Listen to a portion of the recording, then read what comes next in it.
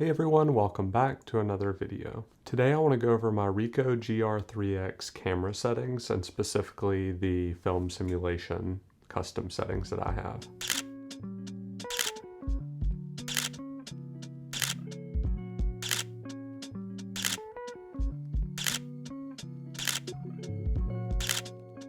Let's go ahead and look at the settings. So in image process settings, you'll go down to image control.